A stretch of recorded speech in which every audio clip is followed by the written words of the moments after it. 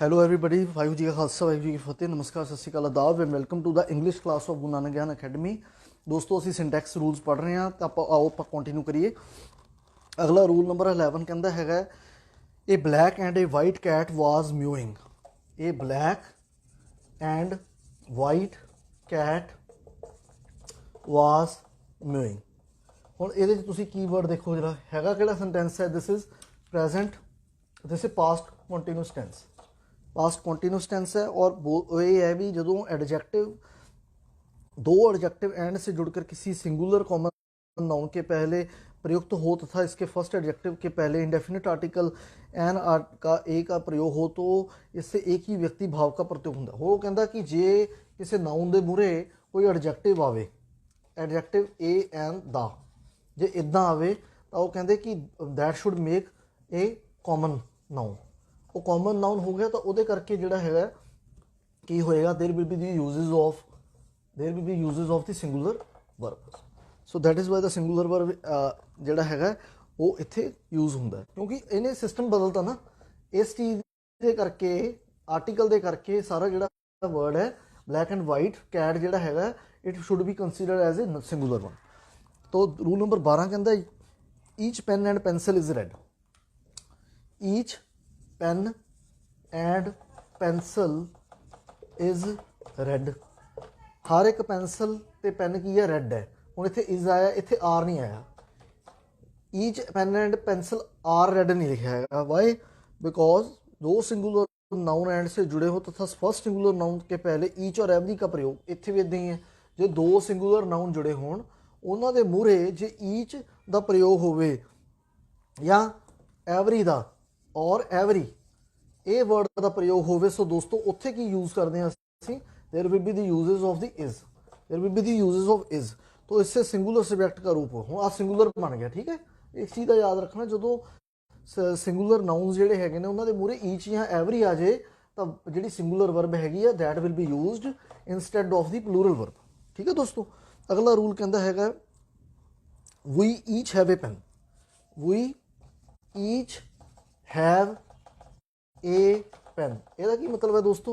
ਇਹਦਾ मतलब ये है कि ईच का प्रयोग सेंटेंस के सब्जेक्ट के रूप में होने पर इसके साथ सिंगुलर वर्ब का प्रयोग होता है। जैसे each has a pen, plural noun, plural pronoun के बाद ईच का प्रयोग हो तो इसे प्लूरल माना जाता है। जे दोस्तों साडे कोल ईच पहला हैगा, ईच अगर पहला है तो तुहानूं मैं दसता कि सिंगुलर यूज़ करना इत्थे तुसीं। जे ईच बाद च हैगा तो उत्थे you will be using the have, you will be using the plural verb. There will be the uses of the plural verb. So that you have to make sure कि उस तो पहला each जिहड़ा हैगा it should be after the noun or the pronoun. हुण we each have a pen, साडे हर एक दे कोल की है एक पेन है। ठीक है दोस्तों, सो ये है।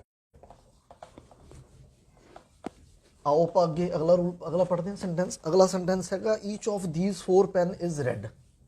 ਇਹਦਾ ਕੀ मतलब होया? ईच ऑफ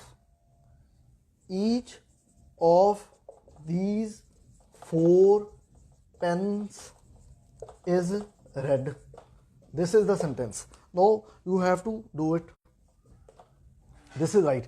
ਇਹਦਾ ਇਹ रूल ये है, ये each of, either of, neither of plus plural noun pronoun का प्रयोग सेंटेंस के सब्जेक्ट के रूप में हो तो उसके बाद साथ सिंगुलर वर्ब का प्रयोग होता है। जे हुण ईच ऑफ दीज आ जाए सेंटेंस तो पहला, ठीक है, each of these four pen, each of these two boys, उत्थे की होएगा फिर? उत्थे होएगा use of the singular verb. इत्थे प्लूरल वर्ब नहीं आनी। तुसीं ये नहीं कह सकते each of these four pens are red. ठीक है, this will not be the case. Here will be the uses of the is. So that is why we will be using the each of these four pens is red. So each of these जिहड़ा हैगा ये word नूं असीं ध्यान रखना। इदां ही either of these आ गया, फिर नीदर ऑफ दीज आ गया, नीदर ऑफ दीज। सो इस तरह के जिहड़े वर्ड्स स्टार्टिंग दे विच आउणगे, ठीक है, that then there will be the uses of the singular verb on the sentence. अगला है दोस्तों ईच बॉय वाज हैंडसम।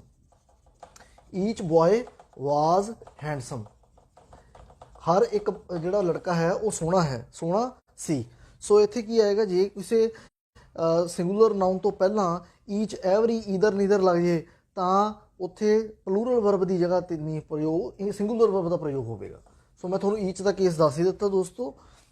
ਜੇ ਹੁਣ ਲਿਖਿਆ either pen, either pen, either pen writes well, ਹਰ ਇੱਕ ਪੈਨ ਜਿਹੜਾ ਹੈਗਾ ਵਧੀਆ ਲਿਖਦਾ ਹੈ, ਤਾਂ ਉੱਥੇ ਈਦਰ ਆ ਗਿਆ ਸਿੰਗੂਲਰ ਨਾउन ਤੋਂ ਪਹਿਲਾਂ, तो there will be usages of the verb plus first form S या ई एस। ठीक है दोस्तों, सो ये जोड़ा हैगा रूल हैगा। इस तो बाद जोड़ा अगला रूल हैगा वो है you and he are good friend, you and he is good friend. इस तरह नहीं आएगा, वो ये है कि यदि दो पर्सन के प्रोनाउन एंड से जुड़कर सेंटेंस के सब्जेक्ट के रूप में प्रयुक्त हों तो गुड सेंस में इसके साथ प्लूरल वर्ब का प्रयोग होता है। हुण यू एंड ही की है दोस्तों, यू एंड ही ये नां की जगह ते वरते जाने वाले पड़नाम ने, they are pronouns, they are pronouns. So इन्हां दे नाल की आपां वरतदे हां, इन्हां दे नाल असीं वरतांगे are, good friend, you and he are good friends. ये तां हुंदा है in order to you know make a good sense, in order to make a good sense, in order to make a good sense. So दोस्तों अज लई इस class च इन्ना ही काफ़ी है। नैक्सट असी जिहड़ा हैगा रूल नंबर 19 जिहड़ा है वो असी कल पढ़ांगे। Thank you for watching the video, please share it further if you like it, if you have any question let me know. Thank you, good evening, Waheguru ji का खालसा वाहिगुरू जी की फतेह।